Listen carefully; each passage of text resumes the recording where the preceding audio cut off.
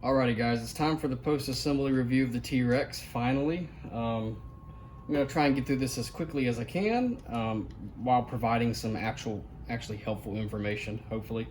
So here are some of the materials I recommend ordering with the heli or just getting at some point before the build.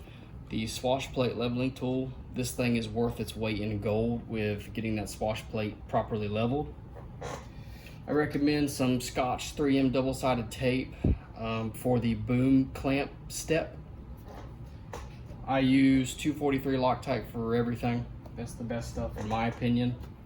I do recommend getting the programming box so that way you can update the firmware, and it just makes programming the ESC, in my opinion, a whole lot easier. And for flight controllers, I'm using a 6250. This is, you can obviously use the Beast-X. The Beast-X is great. This is just what I like to use. Okay, so back to this programming box. The reason why you're going to need this is for a few reasons. And like I said, you don't have to use this. You can do it. There is another way to program this ESC without using the box. This just makes it easier. But if you want to update the firmware, you're going to need the box. And they do have an update out. Actually, they came out with one earlier this year. So I was able to update that, which provides better telemetry and a few other things I want to say. You're also going to want to change the ESC from ELF governor to store governor. You're going to want to bump up your BEC voltage. You're going to want to, if you decide to plug in your ESC cables here, if you color coordinate those with the motor, then it'll actually be reversed. So either take that in mind and go ahead and reverse any of the two of the three cables coming from the motor or whatever. Go ahead and reverse those. If you want to keep them color coordinated, then you can reverse it in the ESC, but you will need to do that. I think I also turned down my initial start punch, or whatever they call it, where you have a little bit slower startup and or motor power, I should say. And you can also turn down like that reset feature that allows the helicopter to reset to a slow start after you've landed, because some people strip tail gears when they don't realize that. But there is a few things you will need to do in this ESC, so keep that in mind. You will need to get into those settings before you start flying, and then that way you can change it to store governor, and that way you don't have to do the governor calibration every time you fly and all that stuff. So getting this may not be a bad idea. I have a few notes here on my iPad that I'll try and kind of read off of as best that I can. The parts quality, I'm going to give it 8.5 out of 10. Everything went together very well. I had no major issues. The instructions are okay. There is a few, maybe a few head scratchers in the instructions. Sometimes you have to go to the next page to understand where a certain screw goes. So the instructions are not the best, but they're okay to get by on. Some of the things may be lost in translation a little bit, but that's okay. They're not terrible. You have this wider chassis here at the bottom for your battery tray, which slides in and out perfectly. No issues there. I didn't have to sand down the battery tray. And then you got this upper chassis, a little bit skinnier with all your electronics. It's a very, very similar to 700 size heli in its construction and everything like that. I love the plastics on this helicopter. You get plastic here on the vertical fin, which looks really good. It is infused into the carbon, which looks good, and the landing gear is plastic, and that looks really good as well. Very high nylon, very nice looking plastics on this model all the way around, which there are barely any plastics. Literally the tail case, the what's here, and on the landing gear and the ESC tray, and that's just about it. All right, so now we're going to move on from that. Some things: leave out your motor, leave out your ESC tray until you get ready to install your ESC, your flight controller, and all that stuff. Just leave those things out because you'll need to take them back out. Also, don't put your head assembly on until you've already centered your servos in swash, because that swash plate tool slides over the shaft. So just leave this off and put it on before you do, right when you get ready to do your pitch adjustments. So leave that off, leave your motor out, leave your ESC tray and receiver tray out. I wired my helicopter internally. I've seen people do it externally, which I just don't think it looks as good, but you can run it right through here externally. I did it all internally and it worked out just fine. It took a little bit of head scratching and some zip ties sacrificed themselves. They were immediately cut That's just the way that it is. When I get done trying to wire a helicopter, I have a huge pile of cut zip ties of trying every which way. But I'll roughly kind of show you the way I did mine. Tail servo comes straight up and zip ties there, goes into this hole with that grommet. Rearward cyclic servo goes into the hole with the grommet. The driver's side, on the left side of the helicopter, at least for me, driver's side for me, may not be for you, but for me it is. It will basically just come right down, make a left bend, and get zip tied right there. So that's the left side of the helicopter as far as what you can see. Now when you look at the top here, if I can move this big, so this helicopter is a little bit too big for my station, so I apologize, I'm working under some very tight tolerances here. The driver's side, or I'm sorry, the rearward cyclic servo actually goes over on this side and gets zip tied there.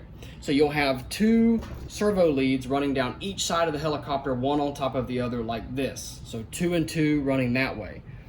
The tail servo and the driver's side go on the left side. The rearward and the passenger side cyclic go on the right side of the helicopter. And basically what I did was I just run them right on the inside there. They don't get close to the shaft or anything like that. They're above the bearing block, so they physically cannot go into the main gear. And then you zip tie just the bottom one. So like I said, you have two cables like this, one on top of the other. Well, just the bottom one here, you zip tie it to that lone hole, which keeps it from going any further into the gear. The top one is squished in between the bottom one and the motor mount. It won't go anywhere, it can't. Then you zip tie them both together here. So just the bottom one gets zip tied here, both of them get zip tied there. That works out perfectly, super neat, nothing gets in the way, and it keeps it from getting into your main gear. Same deal here, just the bottom one, you can actually see both of them running one on top of the other. Just the bottom one gets zip tied there, both of them get zip tied there, then they just go up, and then they come straight through the holes in the receiver tray right there. The reason why I have one on the outside right there is because I actually have an extension, and the extension takes up a little bit more room because it's got the plastic part. So I ran that on the outside to free up some room in that hole for my RX1 cable here for my secondary receiver, so nothing gets pinched. But it's an extremely neat setup. That's all the wires you see. It worked out really, really well, and that's the way I recommend doing it. You know, you can see a little bit more in there where both of the cables are, if you can, sorry about that, it's not going to focus. Both cables are zip tied together right there. It's not a hard setup, and it works really well, and it looks a lot better than external routing, so I highly recommend giving it a go because it's definitely possible. The ESC is placed pretty far forward, so you're going to want to make sure that it's, you know, right about, it hangs off a little bit, which is fine, but you're going to need that extra space. 3 cables go under the, I'll show you right here. So the 3 cables go under this battery release tray. They go right up through there, and I got one zip tie right there, and they plug right into the motor. It's that easy. Couldn't get any easier. There's no need to cut any cables or wires or whatever. They run just fine. So I installed it capacitors back. You can install it the other way around. They actually tell you to install it capacitors forward. I don't recommend doing that. It works out perfect that way. It doesn't get in the way, and it's extremely neat. And then I'm running 2 IC5s on my helicopter, and I actually like to store them like so. Super neat way to store them. I run my battery pack cables out on the right side of the helicopter, and I just plug in everything up here. It's super easy to do that. You can see I have my secondary receiver ram right here. Just comes straight down. That's my secondary little DSMX receiver. And then on the other side, I've got my my SRXL2 receiver, which is where I get my telemetry and I get to access my forward program and all that stuff. So 2 receivers, obviously on a heli this big, you need to have 2, and that's where I placed them. The antennas do stick out past the canopy on both sides, so that's no worries there. They shouldn't have anything really interfering. If you wanted to place them a little bit lower, that's fine. You just got to run the cables and stuff like that, which is completely fine. That's all up to you. So I'm gonna look at my iPad here. Another thing, when you're installing the landing gear, these little rubber guys are hard to get on. Just use some rubbing alcohol and help slide them on. When you're installing the boom clamp, so here's your boom clamp assembly, they tell you to clamp it onto the boom first and then run your supports down to the chassis. That makes no sense because this thing's got to be clamped at the exact location. So just go ahead and do it in reverse. Just put your boom supports on the chassis here, and then put the bottom part of the clamp on the end of the boom supports and just wherever it goes, That's where it sits. Use that double-sided tape there and make sure you have an even gap on both sides, an even gap on this clamp, and don't over tighten that. And that works out just fine. IC2000 is what I use to glue this little guide rod sleeve. Pretty easy there. Make sure you've got a couple of degrees inward pitch on your tail here. So just put your blades together like this, and you're going to want to actually have it to where the pitch slider here is a little bit more towards the boom. That just makes sure that you have enough threads on this, and it also, you need that few degrees pitch to help compensate for the natural rotation. It makes it easier on your cyclic servo. So you're going to have a little bit more skew kind of like that. Just a little bit, just like a turn and a half or something like that. It's really not that hard to do, but I do recommend doing that. It makes it a lot easier on your tail servo, and it makes sure that you have plenty of threads. You can see there's barely any thread showing, and the tail is set up perfectly. This tail holds absolutely amazing. When you are installing your rearward cyclic, or your tail cyclic, not your rearward one, but your tail, there's two things. First of all, install the servo into, don't put these blocks on the chassis yet. Install the carbon plate onto these aluminum blocks, and then install the servo into the assembly, and then the whole assembly install into the chassis. Do this outside of the helicopter. It's just so much easier. It makes your life a lot easier. Another thing is, you can see this nut here. The shaft on this little ball link, or whatever you'd want to call it, is just not long enough, and there's literally like one thread for that nut to hold on to. That kind of sketches me out. I put a decent amount of Loctite on it, and just keep an eye on it. Maybe even try and find one with a longer shaft, because there's plenty of room. It's not going to hit the top of the servo, but and don't snug it too much, because there's only a few threads, it'll shear the thread off very easily. So be very, very careful with that. That right there is something that I don't like on this build. Another thing that was actually kind of weird on my particular helicopter was this tail case here. When I was tightening up these three screws, these two screws here are 3x5s, and I actually stripped the inside of the tail case off with this screw here. It just never got tight. I think I got a defective tail case. I think something was going on with the threads, because it never got snug, not even a little bit. And this is the only screw that's stripped like that. So when you're tightening up these screws back here, be extremely cautious, because they will strip under just a little bit of torque. Only a couple millimeters of that screw thread is going into this tail case, so be very careful with that.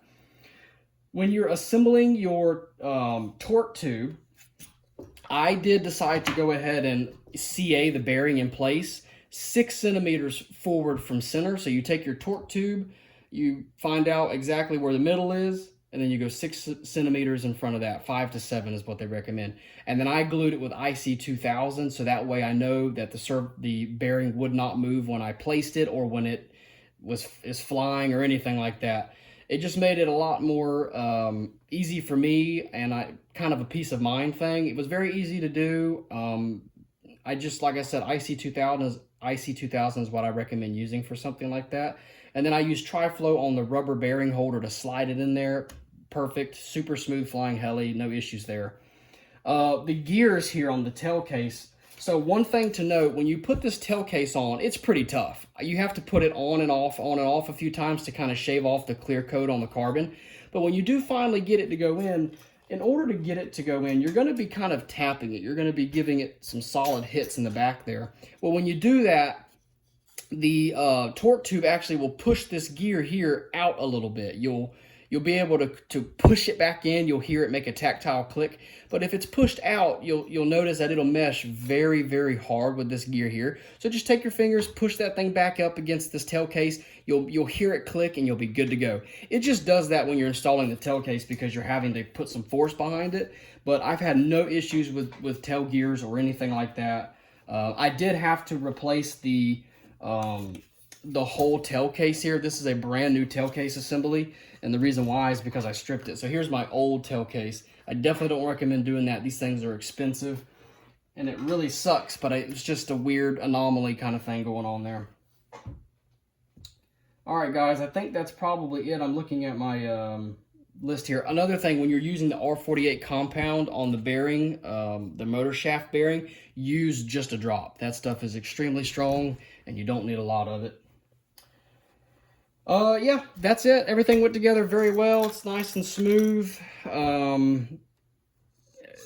Another thing that you're going to want to watch out for is this rear, and they don't tell you, at least I don't remember seeing it. The rearward cyclic, when you're doing your swash plate leveling, the horn on this rearward cyclic sits lower than these two front ones. And so that means your link back here is inherently going to be longer than your two front ones to make up for that lower position. So you'll notice that there's a little bit more threads showing on this link than this link, just a little bit. But when you put your swash plate leveling tool on, you'll understand you'll have all of them perfectly centered.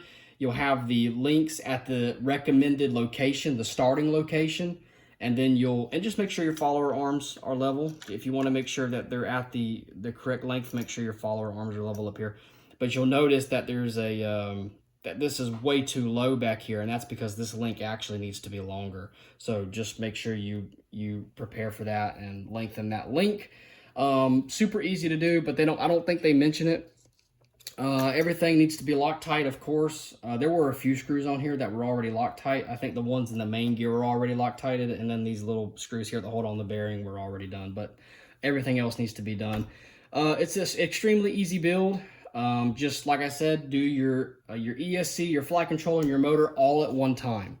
Don't put your motor in when they tell you to, unless you're ready to put in unless you have everything wired and you're ready to do your ESC and all that. If we look at the other side here and we take a look at this tail for just a few seconds here. Tail looks good. It's all aluminum. Lots of little screws back here. Take great caution when you're tightening up everything back here because everything is so teeny tiny. And another thing that I've kind of caught me by surprise is you can see right here, let me move this up a little bit. They only have one single 2mm grub holding the whole head assembly on. I kind of found that a little bit interesting, but it should be just fine. Make sure you have a really decent amount of Loctite. Matter of fact, you can actually see blue on that grub because I put a pretty heavy load of blue Loctite on there. Everything else works pretty flawlessly. No issues. Great flying helicopter. The build was pretty easy. The internal routing was a little bit annoying. If you do route this heli, I don't know if I said this earlier, if you do route this heli like I did, you will need two 3-inch extensions. One of them is going to be for your tail servo on the left side of the helicopter, and then the other one's going to be for your rearward cyclic on the right side of the helicopter. And you're going to be able to see that there. There is my extension right there for the rearward cyclic, and then there is my extension right there for the tail. You'll just need a little bit extra length, not a big deal, super neat, super easy to do. And make sure when you are using those extensions, I run a little bead of IC2000 where the plastic meets. I can cut the IC2000 away very easily, but that also keeps them from coming undone under any circumstances. And that's pretty much it, guys. I think I've covered most of it. Another thing I found surprising was the rod ends here. They don't have the strongest click. They don't really go onto those little balls there very tightly. I can actually pull one off with my fingers right now.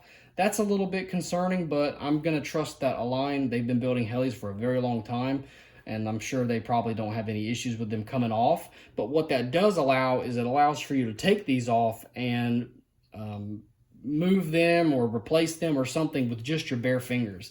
I mean, it's pretty tough, don't get me wrong, but it's definitely not as hard as some other helicopters that I've messed with. And I'm gonna say that's probably it, guys. I think that's all I've got on the 650 here. Pretty easy build, very clean helicopter, very good flying heli. So if you have any questions about the 650X, leave a comment. Thanks for watching.